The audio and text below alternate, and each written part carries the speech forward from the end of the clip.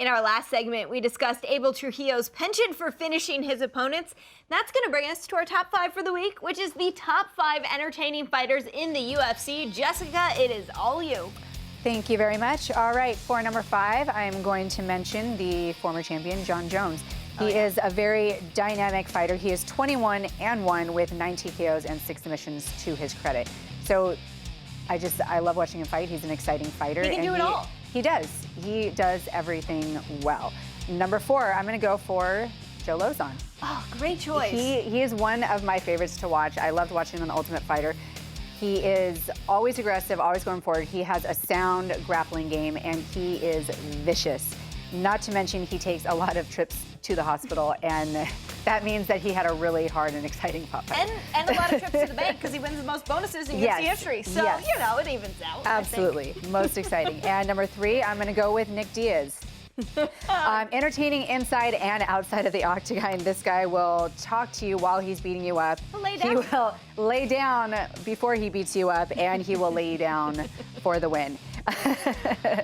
Very impressive sound grappler and boxer. Number 2, I'm going to go with Tony Ferguson, a former teammate over at Ring Training Center. This guy always brings the fight. He has sound boxing, grappling. He trains at 10th Planet, so they like a really funky kind of style, and very elusive, very tricky. He's definitely one of my favorites to watch. And number 1, I'm going to go with the champ, Robbie Lawler. Great choice. This guy has a huge amount of 5-round bloody brawls to his credit. He's 27-10-1 with 20 knockouts. That is insane. And all of his fights are exciting, and he always goes for the win. Is it just me, or does it feel like Robbie Lawler's been fighting forever? I feel like he has. But he's still amazing? Like, I still want to see him fight every single Saturday? He's only getting better. Yes. It's crazy to see him evolve. Yeah, it's amazing. All right, Brian, let's see what you got. Who's your top 5? My number 5 would have to be Rafael dos Anjos. Big surprise there. Pretty much, I mean, he's just coming up, you know what I'm saying? It's good to see someone coming up that you train with, that's achieving something that you ultimately want to achieve, you know what I'm saying, in your lifetime. And the way he's been finishing these guys lately is just amazing. Very impressive. Number 4, I'd have to go with Nick Diaz.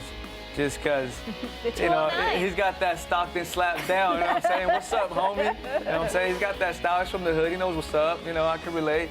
And number 3 would have to be Lyoto Machida, just because I like the fact that he's a respectful cat, you know what I'm saying? This guy comes in there, and he's got these kicks that just come out of nowhere. And you know, that's how you're usually going to get knocked out with these kicks. But somehow he finds a way to just land them at these sweet spots and finish you out. Dragon magic. Exactly. And number 2 would have to be Robbie Lawler, because, man, I've fought on 2 cards with him. And every single time this guy fights, like Jessica said, it's just a 5-round war, or it's just a knockout. This guy comes in, he comes to bang, and he just comes forward, and he's amazing to watch. Yeah. And number 1 would have to be, you know, in my eyes, the GOAT, Anderson Silva.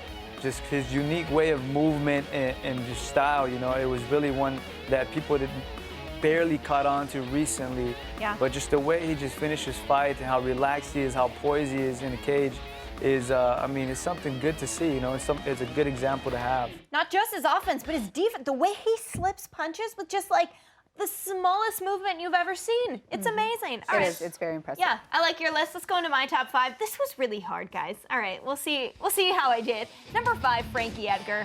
Frankie, one of my very favorite fighters to watch, and this was I still love this moment. Gray Maynard, what was that, UFC 125? Their second fight, absolutely insane. Frankie brings it no matter what. No matter if he is losing, no matter if he is up by a ton, Frankie Edgar will always come forward and always be exciting to watch. Absolutely love watching my fellow New Jerseyan perform in the octagon. Number 4, I've got Carlos Condit. This guy is one of the softest spoken men outside of the octagon, but inside, he's a sicko.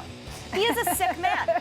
He is so talented. I absolutely love, I mean, those elbows. He moved Thiago Alves's notes with his elbow. It was insane. The flying knee against the stun gun. I love Carlos Condit. Number 3, I've got Conor McGregor, because you know what? Mystic Mac, yes, he's very entertaining outside of the octagon, but inside, he does exactly what he says he's going to do. Nobody expected this to go 13 seconds against Jose Aldo, but Conor McGregor knew. I mean, Chad Mendes, at one point it looked like this was going to be a tough fight for Conor. He's getting taken down, but he came back and did what, again, he said he was going to do. So we really appreciate Mystic Mac's work inside and outside of the cage. Number 2, Diego Sanchez. Because That's a good one. let's be honest, we all like to watch This Diego guy Sanchez walk to the octagon. Remember when he held the cross up and everything, and he's just screaming and yelling? And also, look at his fights. Rock'em Sock'em Robots in there.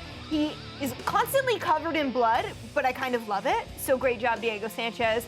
We appreciate you. And all of the things you do, especially your walkouts. Keep those up. And number 1, the Cowboy, Donald Cerrone.